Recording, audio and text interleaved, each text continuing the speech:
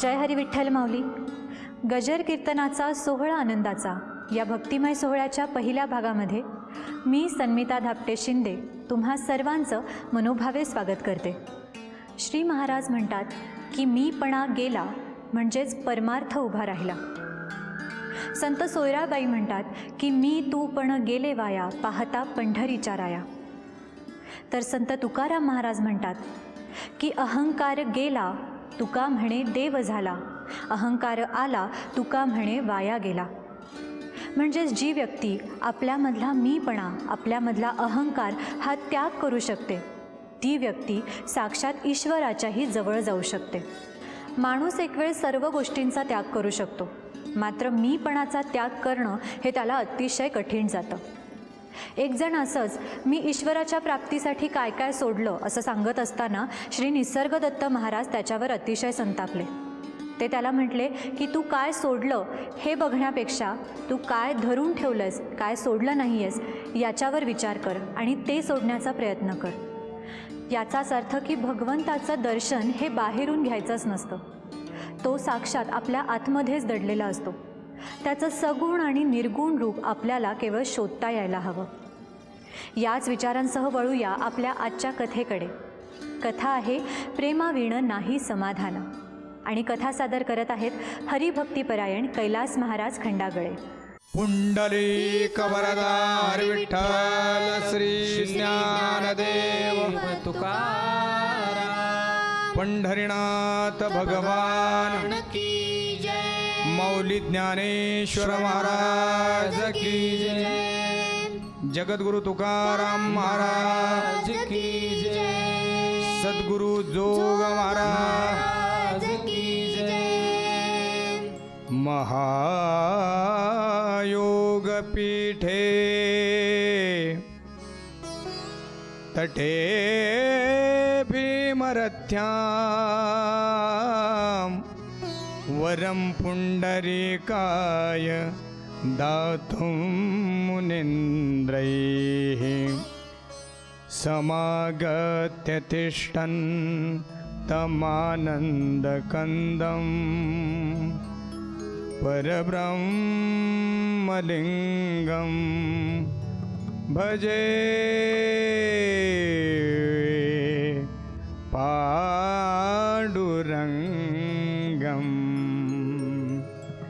कलावज्ञजीवो दरार्थावतारम् कलङ्काङ्कतेजो दिकामोदिवक्त्रं कलानीशवादापनोदार दीक्षं समाधिस्थमूर्तिं भजे ज्ञानदेवम्. नमो सद्गुरो तुकया ज्ञानदीपा. नमो सद्गुरो सच्चिदानंद रूपा. नमो सद्गुरो भक्त कल्याण मूर्ती. नमो सद्गुरो भास्करा पूर्ण कीर्ती. भक्तवांछा कल्पतरो करुणा सिंधो कृपा सिंधू दीनबंधो. करुणा वरुणालय सच्चिदानंद घन भगवंताच्या असीम अनुग्रहाने या पवित्र अशा कालामध्ये आणि संत श्री ज्ञानेश्वर महाराजांच्या पादस्पर्शाने पुनीत झालेल्या अशा या सिद्धबेटाच्या परिसरामध्ये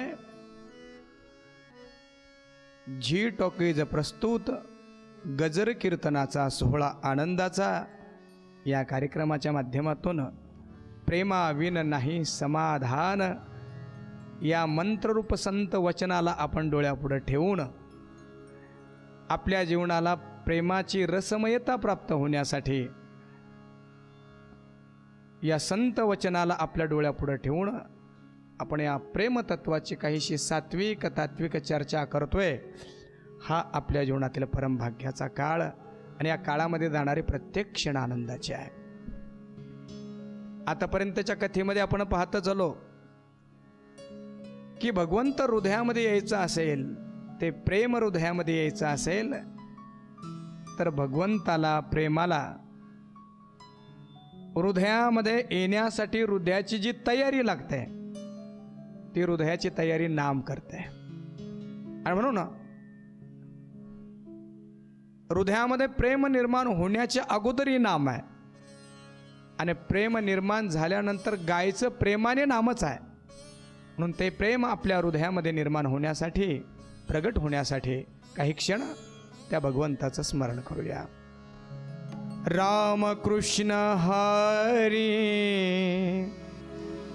विठ्ठल केशवा,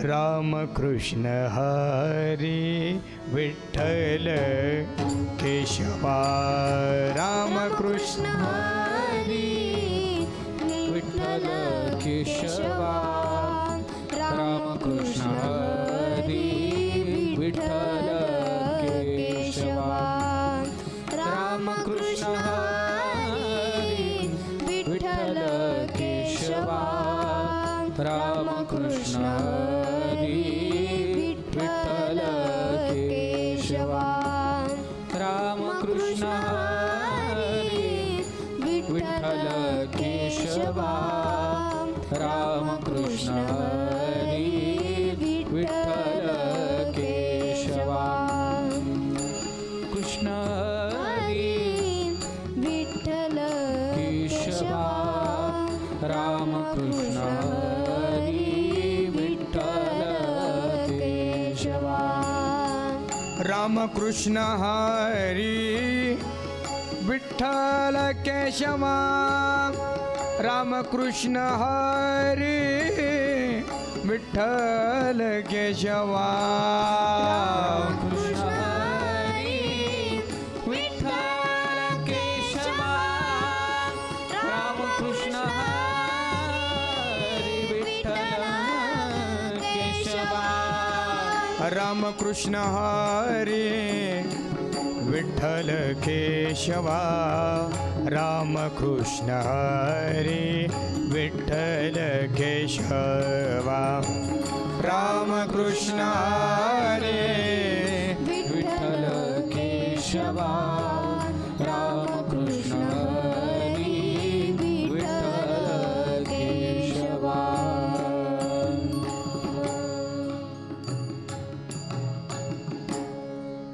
संत सम्राट ज्ञानेश्वर महाराजांच्या पादस्पर्शाने पुनीत झालेली ही संपूर्ण भूमी आणि सिद्धबेटाच्या परिसरामध्येच येणारं निसर्गाने परिपूर्ण, समृद्धीनं परिपूर्ण असलेलं हे केळगाव ग्राम आणि येथील विठ्ठल रुक्मिणी मंदिरामध्ये कैलासवासी बबन तात्याबा गुंड यांच्या 9व्या पुण्यस्मरणाच्या निमित्ताने मला हा 9 आकडा खुणावतोय थोडासा.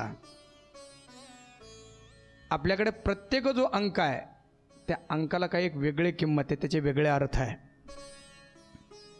9 अंक हा परिपूर्ण अंक आहे. परिपूर्ण म्हणजे काय?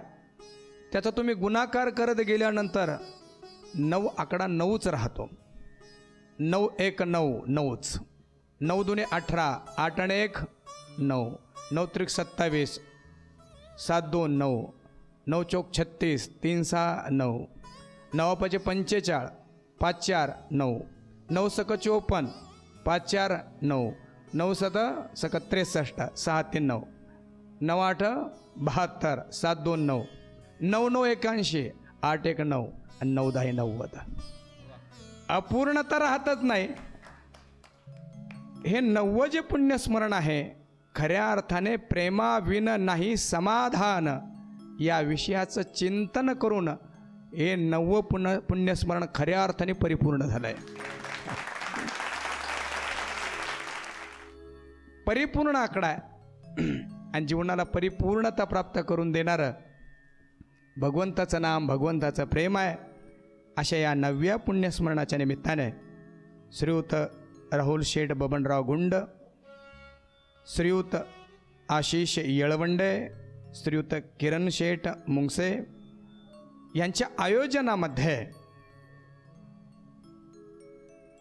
प्रेमाविना नाही समाधान या संत वचनाचं चिंतन आपण गत 7 दिवसापासून करत आहोत. आज आपल्याला कथेच्या समारोपाकडे जायचं आहे. कथेची समाप्ती कधी नसते. भगवंताच्या नामाची, भगवंताच्या कथेची समाप्ती नाही, त्याला म्हणायचं विश्राम. आज समाप्तीचा दिवस नाही, हा विश्रांतीचा दिवस आहे. का बरं? व्यवहारामध्ये विश्रांतीची व्याख्या नक्की नाहीच आहे. मुळामध्ये व्यवहारामध्ये विश्रांती हा शब्द वापरणं म्हणजे अप्रामाणिकता आहे. व्यवहारातल्या माणसाला, संसारातल्या माणसाला विचारावं, विश्रांती कशात? प्रॅक्टिकली बघूया थोडंसं. बसलेल्या माणसाला विश्रांती कशामध्ये? उभे राहण्यामध्ये. 2-3 तास बसला, आग ग ग ग ग पाठ दुखायला लागले, आता जरा उठलो तर बरं वाटेल. बरं, उठलेल्या माणसाला विश्रांती कशामध्ये? चालण्यामध्ये. चाललेल्या माणसाला विचारलं चालतच राहून विश्रांती काय? तो म्हणाले बसल्यामध्ये. बसणाऱ्याला विचारलं विश्रांती कशामध्ये? तो उठण्यामध्ये. जागी असलेल्या माणसाला विश्रांती कशामध्ये? झोपण्यामध्ये. झोपलेल्या माणसाला विश्रांती कशामध्ये? परत उठण्यामध्ये. खाणाऱ्या माणसाला विश्रांती कशामध्ये? थांबण्यामध्ये. थांबायला पाहिजे. थांबलेल्या माणसाला विश्रांती कशामध्ये? परत खाण्यामध्ये. व्यवहारामध्ये विश्रांतीची व्याख्या निश्चित होतच नाही. सांगा विश्रांती कशाला म्हणावं? एकमेव विश्रांतीची व्याख्या फक्त आणि फक्त परमार्थामध्ये आहे. म्हणून खरी विश्रांती प्राप्त होते भगवंताच्या नामाने, भगवंताच्या भक्तीने, भगवंताच्या प्रेमाने. म्हणून या 7 दिवसामध्ये या शुद्धतम प्रेमाचं चिंतन करता करता नक्कीच आपल्या सगळ्यांना विश्रांतीच प्राप्त होणार आहे. खरं तर या काळामध्ये गेलेले आपले जे दिवस आहे, हे दिवस खऱ्या अर्थाने सार्थक झालेत. का बरं? भगवंताच्या नामामध्ये, भगवंताच्या चिंतनामध्ये जो काळ जातो, आमचे संत असं म्हणतात, चिंतने सरे तो धन्य धन्य काळ, सकळ मंगळ मंगळाचे. भागवतर असं बोलतं, भगवत चिंतनाच्या व्यतिरिक्त खर्च केलेले श्वासोश्वास म्हणजे लोहाराच्या भात्याप्रमाणे ते व्यर्थ आहे. परंतु भगवत चिंतनामध्ये जे श्वास खर्च होतात ते सार्थकी आहे. वृंदावनाच्या जवळच असलेला गोवर्धन आणि त्या गोवर्धनाचे अनेक रसिकजण परिक्रमा करतात. अरे त्या परिक्रमेचे वेगवेगळे प्रकार आहे. काही काही चालत चालत करतात, 21 किलोमीटर आहे. काही जण दंडवत करतात, 1 दंडवत घालायचा, दगड पुढे ठेवायचा आणि तिथून पुढे 1 दंडवत घालायचा. काही जण एका ठिकाणी 108 दंडवत घालतात आणि परिक्रमा करतात. प्रेमीजनांची आपली रीत. असे एक भगवत भक्त, नामधारक, ज्यांच्या हृदयामध्ये प्रेमाचं प्रागट्य झालेलं होतं, ते परिक्रमा करीत असताना त्यांनी पाहिलं की त्या गोवर्धनाच्या तलाटीमध्ये, गोवर्धनाच्या परिसरामध्ये एक दुसरे नामधारक संत राहतात. त्या संतांना पाहिल्यानंतर परिक्रमा करणारे जे नामधारक आहे त्यांच्याजवळ गेलेत. मनुष्याचं अंतकरण शुद्ध जर असेल तर चांगले माणसं आवडतात. माणसाचं अंतकरण जर शुद्ध नसेल तर चांगले माणसं आले तर ते म्हणतात कुठून ही कटकट आली काय माहिती. पण अंतकरण जर शुद्ध असेल तर चांगले व्यक्ती आवडतात. 2 महापुरुष एकमेकांना भेटल्यानंतर एकमेकांना आलिंगन दिलं आणि तिथं बसल्यानंतर चर्चा केली. त्यांनी कशाची चर्चा केली? जगाची चर्चा नाही केली. तुमच्या किती परिक्रमा झाल्यात, किती भगवंताचं स्मरण तुम्ही केलं, एवढा परमार्थ करत असताना काय अनुभूती आली, भगवंताचं नाम घेत असताना समाधान झालं का, भगवंताचं प्रेम हृदयामध्ये प्रगट झालं का, अशी चर्चा झाली. आणि एका घडीनंतर परिक्रम करणारे साधू उठले, नमस्कार केला, येतो बरं का, आता हो मैं, कारण उत्तर प्रदेशमध्ये आहे, आता हो मैं. ते निघाले तिथून, परंतु स्थानाच्या ठिकाणी राहणारे जे महात्मे होते त्यांनी विचार केला की एवढा मोठा महात्मा आला, 2 घडीपर्यंत याची माझी चर्चा झाली, भगवंताच्या प्रेमाची चर्चा झाली, ही झालेली घटना कुठंतरी लिहून ठेवायला पाहिजे, कारण संस्मरणामध्ये ठेवावी अशी ही घटना आहे. त्याने काय केलं, बाजूलाच एक विहीर होती, त्या विहिरीला असे कठडे बांधलेले होते. त्या महात्म्याकडे लिहिण्यासाठी खडू पण नव्हता. त्याने बाजूला असलेला पडलेला कोळसा घेतला आणि कोळसा घेऊन त्या विहिरीच्या कठड्यावर लिहिलं. काय लिहिलं बघा, 2 घडीपर्यंत एक महापुरुष इथं आला आणि त्याची आणि माझी चर्चा झाली. हम यहाँ पे 2 घडी जिये. आता आपण काय म्हणायचं, हम केलगाव में प्रेमा विन नहीं समाधान, इस कथा को सुनते सुनते 7 दिन यहाँ हम जिये. कारण 7 दिवसापर्यंत या कथेमध्ये आपलं मार्गक्रमण झालं, या कथेमध्ये आपला काळ गेला. खऱ्या अर्थाने हा जीवनाला पावन करणारा काळ आहे, सार्थक करणारा काळ आहे.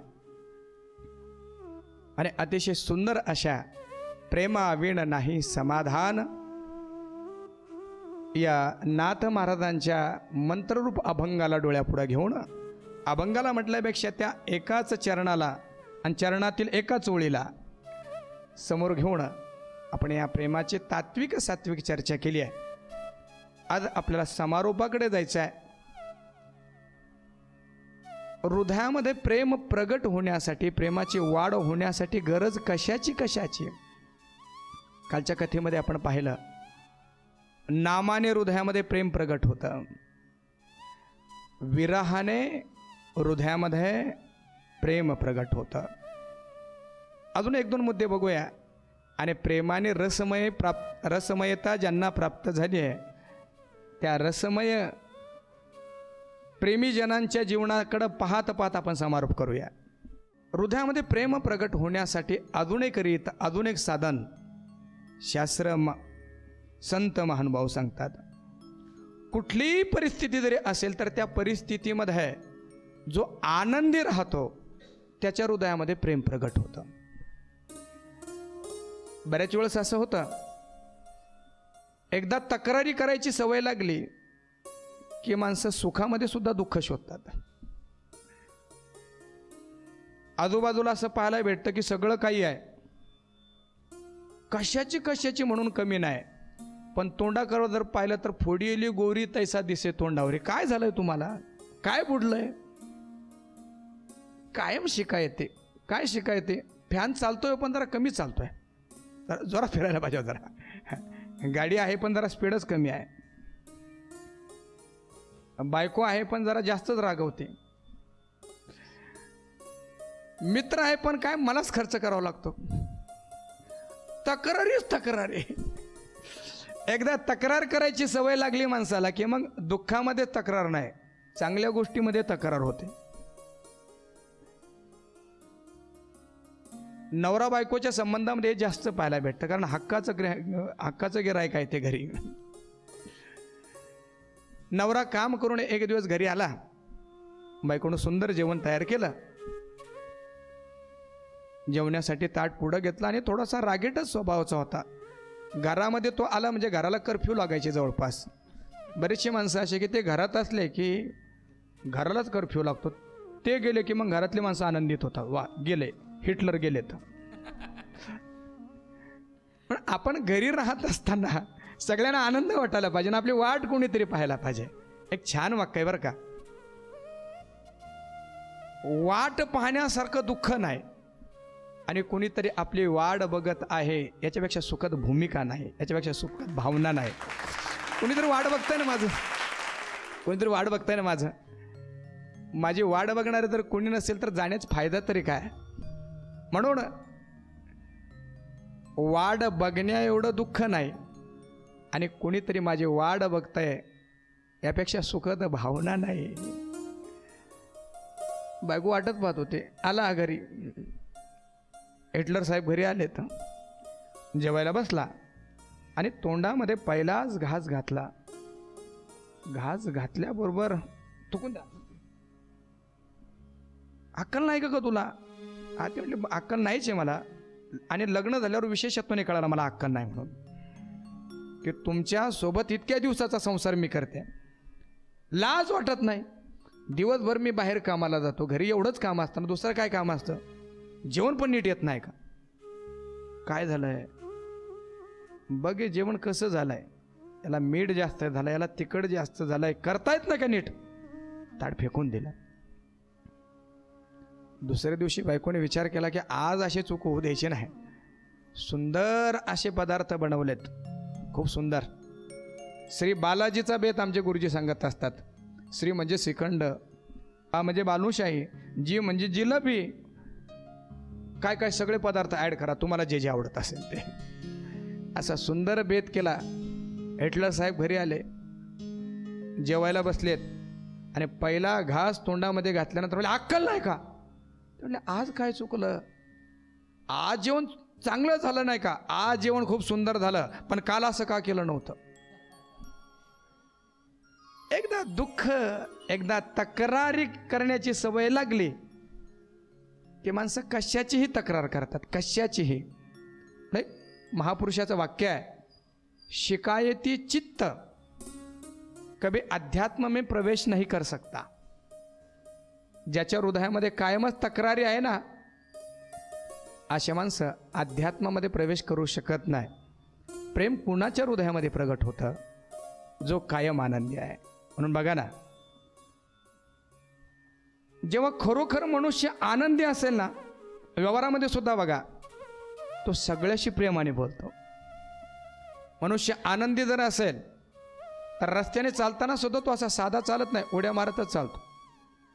मनुष्य आतून जर आनंदी असेल तर उगवलेला सूर्यसुद्धा त्याला वेगळाच दिसतो. येणारी हवेची झुळूक सुद्धा त्याच्या कानामध्ये काही वेगळं सांगून जात आहे. अर्थात मनुष्य आनंदी असेल की त्याच्या हृदयामध्ये प्रेम प्रगट होतं.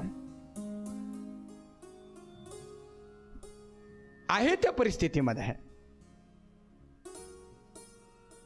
संत महापुरुषांच्या जीवनामध्ये दोन्ही प्रसंग आलेत. सुखाचे प्रसंग आले, दुःखाचे प्रसंग आले. सुखाच्या सापेक्ष शब्द दुःख आहे, आनंद हा निरपेक्ष शब्द आहे. साधू संतांच्या जीवनामध्ये सुखही आले आणि दुःखही आले. ह्या दोन्ही परिस्थितीमध्ये ते आनंदी राहिले. बघा ना, जगद्गुरु तुकोबारांच्या बाबतीमध्ये जर पाहायचं तर महाराज म्हणतात, दिवाळं निघालं माझं. एक काळ असा होता की तुकोबा शेठ सगळे म्हणत होते, आता तुक्या म्हणायला लागले, ते वेडा म्हणायला लागलेत. पण अशा अवस्थेमध्ये तुकाराम महाराज म्हणतात, बरे झाले देवा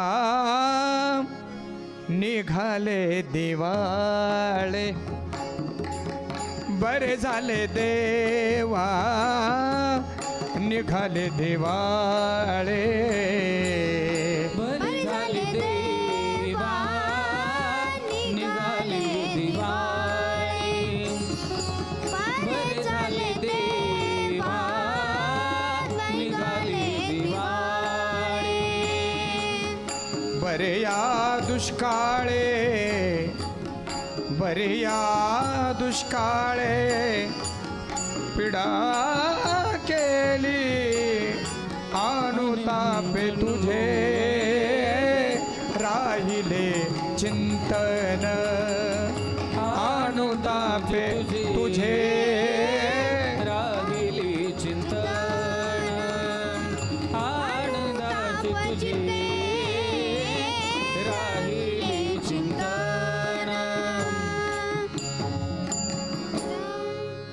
कसली परिस्थिती येऊ द्या, सुखाची परिस्थिती येऊ द्या, त्याच्यामध्ये आनंदी राहायचं. दुःखाची परिस्थिती येऊ द्या, त्याच्यामध्ये आनंदी राहायचं. सांगणं सोपं आहे, सांगणं सोपं आहे, पण परिस्थिती आली की माणसाला राहता येत नाही. दुःखाची परिस्थिती आली की दुःख होतं, सुखाची परिस्थिती आली की सुख होतं. पण या दोन्ही अवस्थेमध्ये ज्याला आनंदी राहता येतं त्याच्या जीवनामध्ये प्रेम प्रगट होतं. खूप गोड सूत्र आहे. महापुरुष असं म्हणतात की जीवनामध्ये जर दुःख आलं असेल तर जीवनामध्ये येणारे दुःख ही भगवंताची इच्छा आहे आणि जीवनामध्ये येणारं सुख ही भगवंताची कृपा आहे.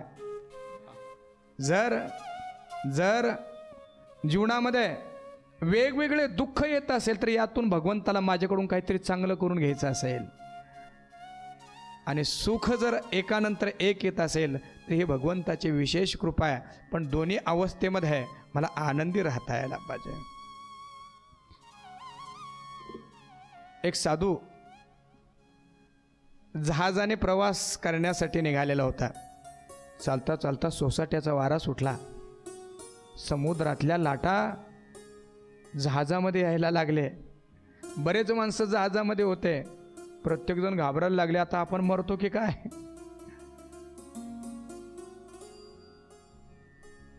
साधूच्या हातामध्ये कमंडल होतं. तो त्या समुद्राजवळ गेला, म्हणजे होडीच्या काठाला गेला आणि समुद्रातलं पाणी होडीमध्ये टाकायला लागला. लोक म्हणले, बाबा पागल आहे का काय? अहो, इथं आम्ही वाचण्याचा प्रयत्न करतोय, तुम्ही होडीत पाणी टाकताय. थोडा वेळ झाला, वारा थांबला, सगळं काही शांत झालं. होडीच्या कर्णधाराने सांगितलं, वाचणार आपण. आता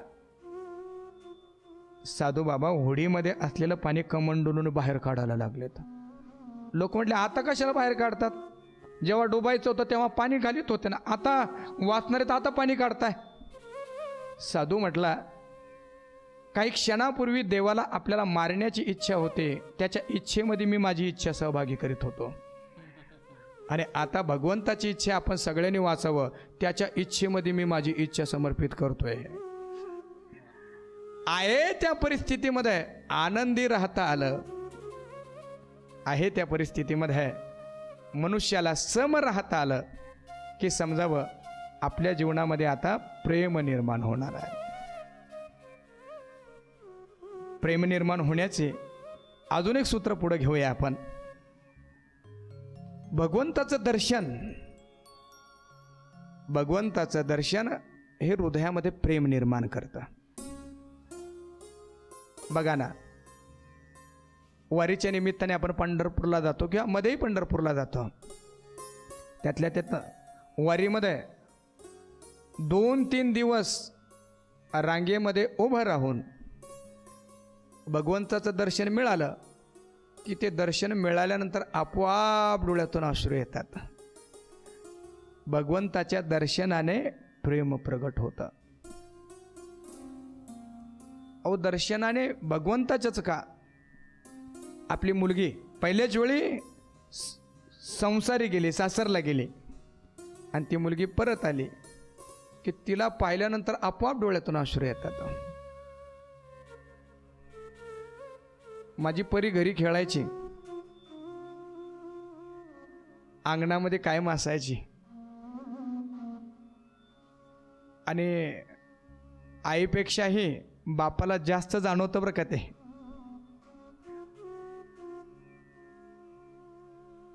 मुलगी मोठी होते, आता तिचं लग्न ठरतं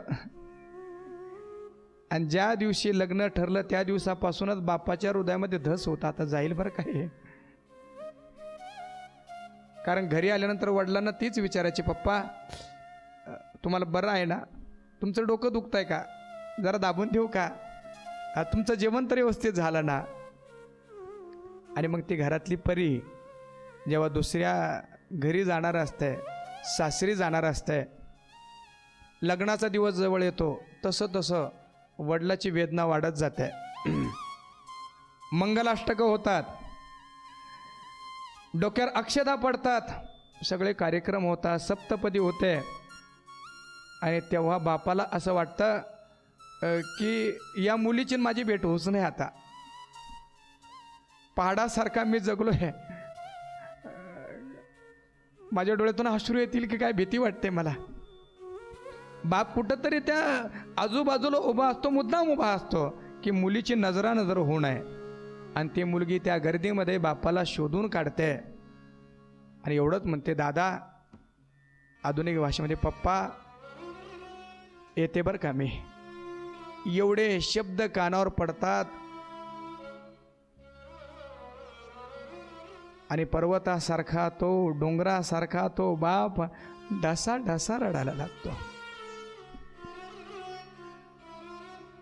खरं तर जे कमी बोलतात त्यांच्या बोलण्याला किंमत असते, आणि त्यांच्या डोळ्यात कधीच अश्रू येत नाही, त्यांच्या डोळ्यामध्ये अश्रू आले की त्या अश्रूला किंमत असते.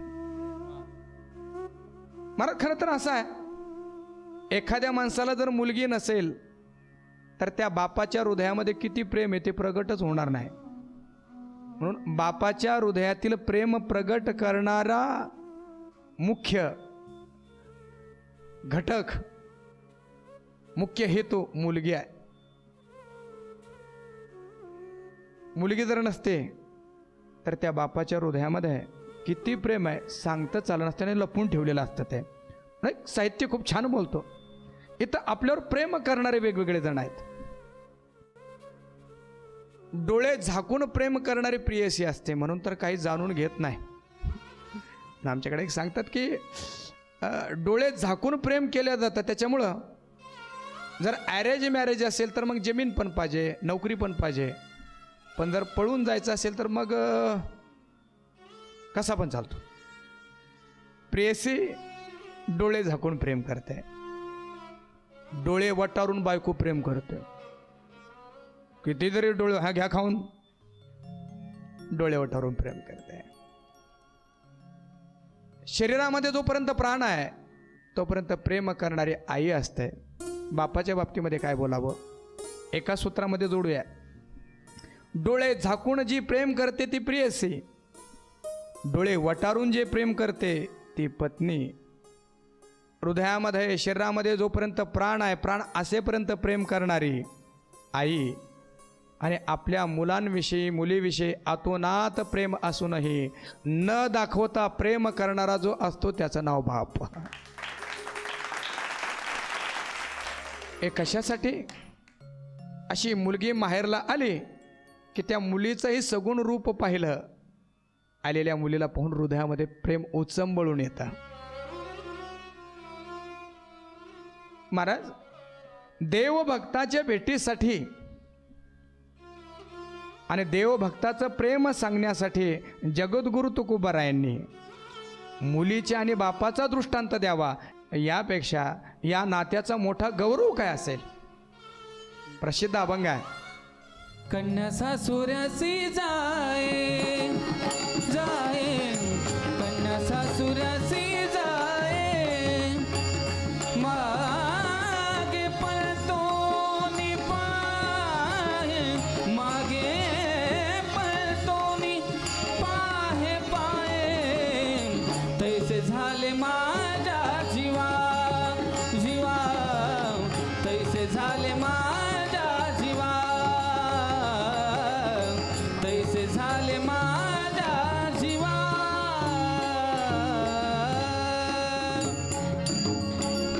किती सुंदर भावना आहे.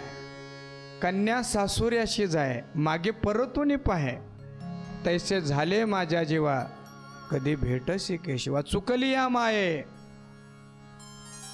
बाळ हुरू हुरू पाय, जीवना वेगळी मासोळी, तैसा तुका तळमळे. अर्थात व्यवहारामध्ये सुद्धा आपल्या आवडीच्या व्यक्तीचं सगुण रूप पाहिलं की हृदयामध्ये प्रेम निर्माण होतं. हा सिद्धांत आपण आता परमार्थाकडे लावूया, भगवंताकडे लावूया. भगवंताचं रूप, सगुण रूप ज्यांनी ज्यांनी पाहिलं ते त्या प्रेमामध्ये पडलेत. भागवताचे मुख्य वक्ता जे आहे ते शुकाचार्य आहे, आणि त्या शुकाचार्यांच्या बाबतीमध्ये असं की आईच्या गर्भामध्ये, ते आईच्या गर्भामध्ये 12 वर्षे ते राहिलेत, आणि 12 वर्ष राहिल्यानंतर आईच्या गर्भातून जेव्हा बाहेर आले ना, थांबलेत नाही. यम प्रवजंतमनुपेतमपेत कृत्यम द्वैपायनो विरह कातर आजुआव. पुत्रेति तन्मयतया तरवोभिनेदोष, तम सर्वभूतहृदयं मुनिमानतोस्मी. मेरू पर्वतावर जाऊन समाधी लावली. व्यासाने भागवत ग्रंथाची निर्मिती केली. आणि मुलांना सांगितलं माझा मुलगा ना त्या अरण्यामध्ये बसला आहे, त्याला समाधी लागली आहे, परंतु त्याच्या हृदयामध्ये प्रेम निर्माण करायचं आहे. भागवतातले 2 श्लोक लिहून दिले. त्या श्लोकामध्ये भगवंताच्या सगुण स्वरूपाचं वर्णन केलं होतं. पहिला श्लोक, बर्हापीडं नटवर वपुः कर्णयो कर्णिकारं बिभ्रतवास कनककपिशं वैजयन्तीञ्च मालां रन्ध्रान्वेणोरधरसुदया पूरयन् गोपवृन्दैर्वृन्दारण्यं स्वपदरमणं प्राविशद्गीतकीर्तिः. श्लोकाचा अर्थ काय होता? बर्हापीडम, ज्या परमात्म्याने आपल्या मुकुटावर मोराचा पिच्छ धारण केलाय, एखाद्या नटाप्रमाणे तो सजलाय, कानामध्ये कर्णिकेचं फूल घातलंय, ज्याने पिवळा पितांबर धारण केलाय, आपल्या आधारावर बासरी त्यांनी धरली आहे, पुढं गाई चालताय, मध्ये कृष्ण चालतायत आणि पाठीमागे गोपाळ त्याची स्तुती करत चालले आहेत. भगवंताच्या सौंदर्याचं वर्णन ऐकलं, सगुण रूपाचं वर्णन ऐकलं आणि शुकदेवजी समाधीतून बाहेर आले तर नाचायलाच लागलेत. पण मग विचार केला, जो रूपाने सुंदर आहे तो स्वभावाने सुंदर असेल माहिती नाही. बऱ्याच वेळा रूपाने सुंदर असलेले माणसं स्वभावाने दुष्ट असतात. परत समाधी लावली. व्यासांनी शिष्यांना विचारलं, काय परिणाम झाला तुमच्या श्लोकांचा? म्हणजे भागवताच्या श्लोकाचा परिणाम असा झाला की ऐकल्याबरोबर ते नाचायला लागले. काही वेळ इकडं तिकडं पाहिलं, परत समाधीला बसलेत.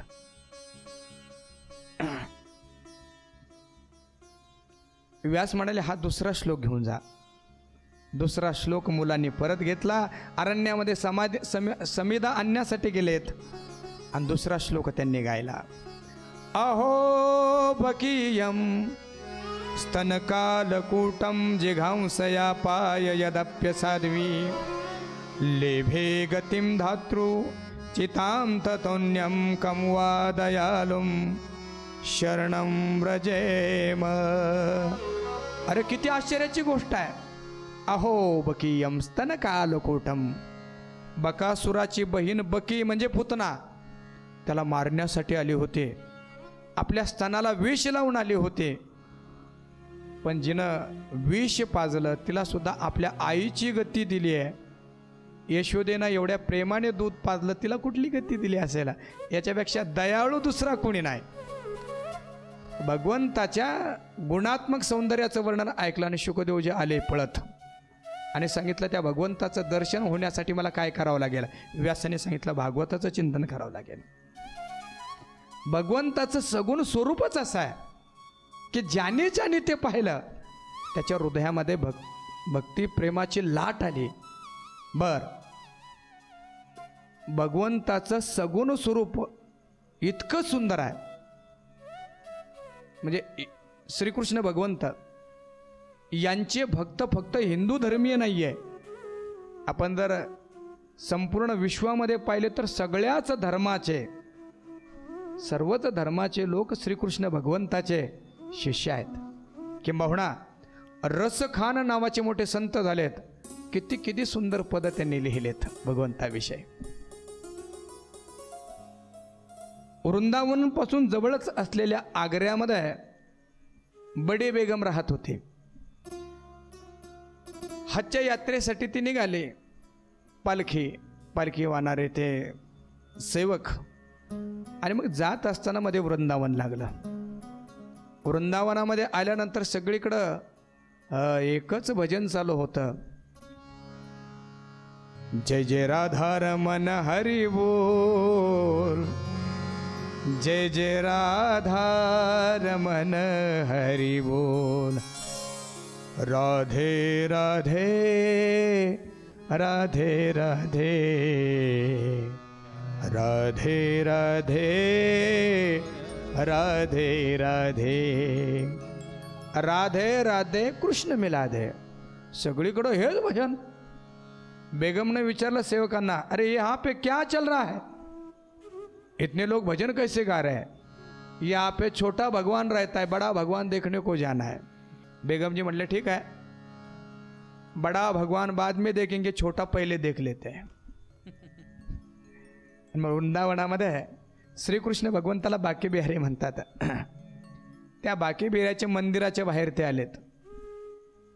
छोटे भगवान को देख के जाना है. श्री हट्ट म्हणतात ना, छोटे भगवान को देख के जाना है. दुपारचे 4 वाजले, त्यानंतर सगळी तयारी सुरू झाली. नंतर 5 वाजले, भगवंताचा शृंगार झाला, द्वार उघडलेत. आणि ह्या बेगमने जेव्हा श्रीकृष्ण भगवंताच्या रूपाकडं पाहिलं, तेव्हा पाहत असताना डोळ्यातून अश्रू यायला लागलेत. आणि आता म्हणाले, अब छोटे भगवान को देख लिया, अब दूसरे भगवान को देखने की इच्छा ही नहीं रही, अब यही रहना. म्हणून हिंदू धर्माच्या प्रेमामध्ये सगळे जे पडलेत, ते ना तलवारीच्या धाकाने ना पैशाच्या प्रलोभनाने, हिंदू धर्माच्या प्रेमामध्ये सगळे जे पडलेत ते भगवंताच्या सगुण प्रेमाने, सगुण भक्तीने.